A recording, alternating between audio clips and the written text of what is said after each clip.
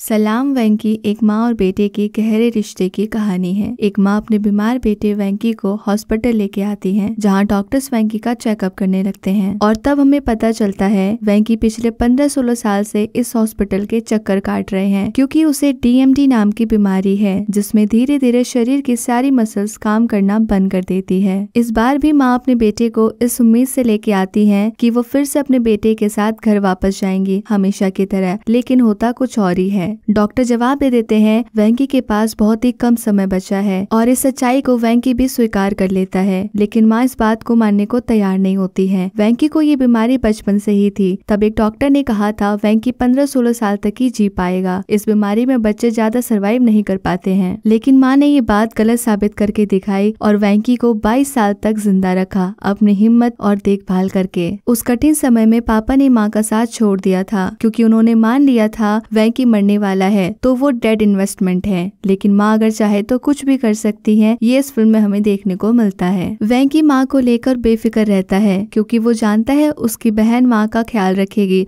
और हमेशा उसके साथ रहेगी। वहीं नंदिनी, जो बचपन से वेंकी की आंखों से दुनिया देखती आ रही थी, पर अब वो वेंकी को ही नहीं देख पाएगी। यहाँ नंदिनी और वेंकी का बहुत ही खूबसूरत रिश्ता दिखाया जाता है, जो एक दूसरे का सहारा बनते हैं। अब वेंकी की आखिरी ख्वाहिश होती है अपने ऑर्गन्स को डोनेट करके दूसरों को जिंदगी देना, लेकिन इसके लिए माँ सख्त खिलाफ होती है, क्योंकि ऑर्गन डोनेट करने के लिए वेंकी को मरना पड़ता, मतलब इच्छा मृत्यु, जो शायद दुनिया में कोई माँ नहीं चाहती होगी उनका बच्चा ऐसे मरे। वेंकी अपने जिद पे अड़ा रहता है, तो माँ अपने बेटे के जिद के सामने घुटना टेक देती है। ऑर्गन डोनेट करने के लिए इच्छा मृत्यु जरूरी थी, क्योंकि वेंकी की बीमारी की वजह से उसके ऑर्गन्स धीरे धीरे डैमेज हो रहे थे, जो कि वो नहीं चाहता था। अब हमारे देश में इच्छा मृत्यु गुनाह है, यानी कि कानून की नजर में ये क्राइम है। तो वकील के साथ मिलकर अब माँ बेटे की आखिरी ख्वाहिश और उसकी इच्छा मृत्यु के लिए कानून से लड़ने की हिम्मत दिखाती है। यहाँ उनका साथ मीडिया भी देती नजर आती है। मीडिया पूरी दुनिया को वेंकी और उसके माँ की हिम्मत और हौसले को दिखाते हैं, जिसे देखकर आपकी आंखों में भी आंसू आ जाएंगे। माँ की लाख कोशिशों के बावजूद वो कानून से हार जाती है, लेकिन जज वेंकी से वादा करते हैं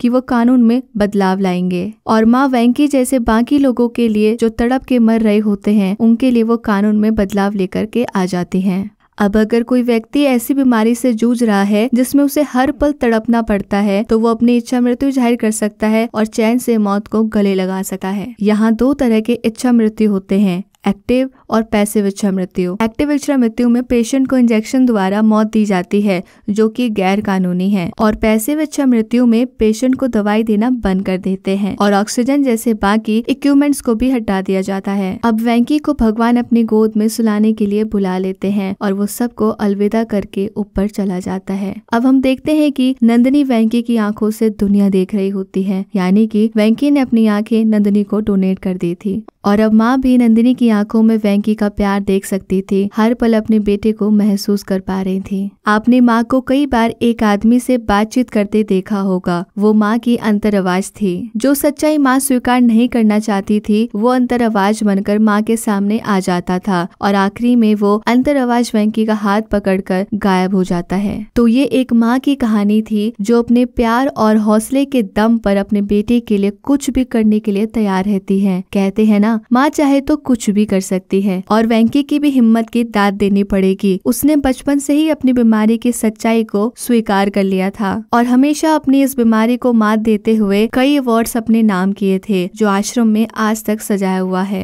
वेंकी आश्रम का इंस्पिरेशन और हीरो था, जो दूसरों को जिंदगी जीने का हौसला सिखाता है। तो दोस्तों, इस फिल्म ने हमें जिंदगी को जीना सिखाया है। आजकल हमारी जिंदगी में एक छोटी बड़ी प्रॉब्लम आ जाती है तो हम बहुत परेशान हो जाते हैं, जिंदगी से हताश हो जाते हैं, लेकिन वेंकी की हिम्मत और हौसले ने हमें एक नया तरीका सिखाया है कि कितनी भी परेशानी आ जाए, हमें हार नहीं मानना चाहिए, बल्कि हमारे पास जो है, जैसा भी है, उसके साथ खुश रहना चाहिए, उससे कुछ और अच्छा करने की कोशिश करनी चाहिए। तो ऐसे ही शॉर्ट वीडियोस के लिए हमें सब्सक्राइब करें, लाइक करें और शेयर करें। धन्यवाद।